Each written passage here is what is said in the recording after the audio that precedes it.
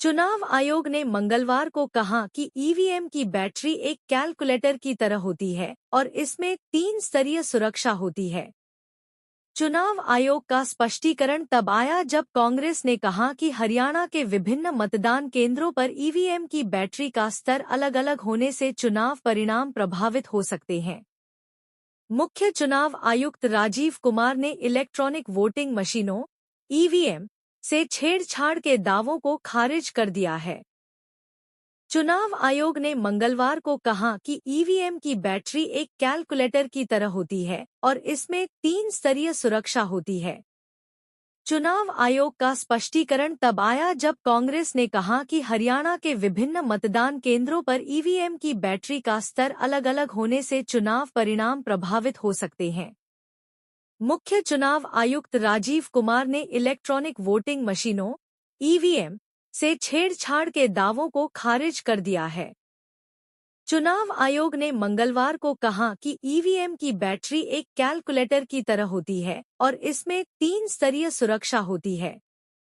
चुनाव आयोग का स्पष्टीकरण तब आया जब कांग्रेस ने कहा कि हरियाणा के विभिन्न मतदान केंद्रों पर ईवीएम की बैटरी का स्तर अलग-अलग होने से चुनाव परिणाम प्रभावित हो सकते हैं।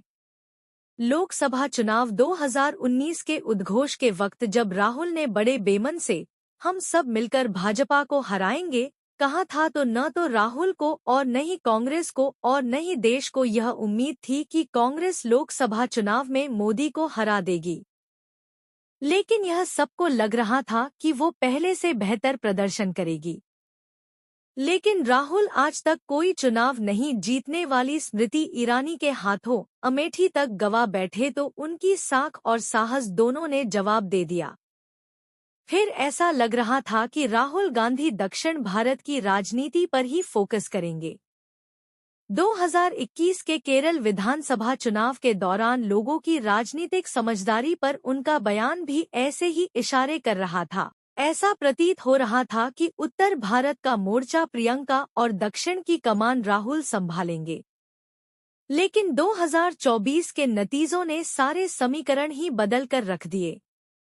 अब राहुल गांधी उत्तर भारत लौट आए हैं और प्रियंका की दक्षिण की राजनीति में एंट्री हो सकती है। गैलेक्सी अपार्टमेंट फायरिंग के बाद केंद्र से मांगी थी अनुमति। सामना संवाददाता बटा मुंबई। महाराष्ट्र के पूर्व मंत्री बाबा सिद्दीकी की हत्या के मामले में केंद्रीय गृह मंत्रालय की भूमिका संदिग्ध है। असल में सलमान खान के घर के बाहर हुई फायरिंग के मामले में गुजरात के साबरमती जेल में बंद गैंगस्टर लॉरेंस बिश्नोई से मुंबई पुलिस पूछताछ करना चाहती है। इसके लिए उसने केंद्रीय गृह मंत्रालय से अनुमति मांगी थी, मगर इस मामले में अमित शाह के गृह मंत्रालय ने अनुमति नहीं दी। अगर अनुमति मिल गई होती और मुंबई पुलिस ने मामले में कड़ी पूछताछ व जांच की होती तो शायद बाबा सिद्दीकी की जान बच सकती थी। बता दें कि बाबा सिद्दीकी की हत्या की जिम्मेदारी सोशल मीडिया पर लॉरेंस बिश्नोई गैंग ने ली है। संभावना है कि इसी वजह से मुंबई पुलिस की एक विशेष टीम साबरमती जेल जाकर लॉरेंस बिश्नोई से पूछताछ कर सकती है। ऐसे में हैरानी है कि पिछले कई महीने से मुंबई क्राइम ब्रांच द्वारा लगातार बिश्नोई को हिरासत में लेने के लिए केंद्रीय गृह विभाग को पत्र लिखा जा रहा है। इसके बावजूद गृह मंत्रालय ने बिश्नोई को मुंबई पुलिस के हवाले करने में लापरवाही बरती।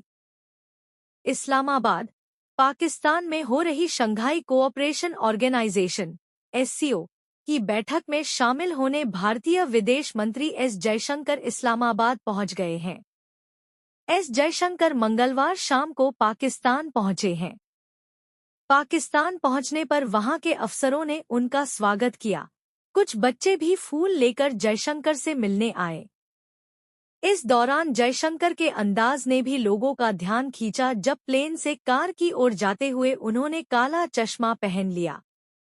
कनाडा से तनातनी के बीच इस्लामाबाद पहुंचे जयशंकर इस दौरान आत्मविश्वास के साथ मुस्कुराते हुए दिखे। कनाडा मामले का कोई तनाव उनके चेहरे पर नहीं दिखा।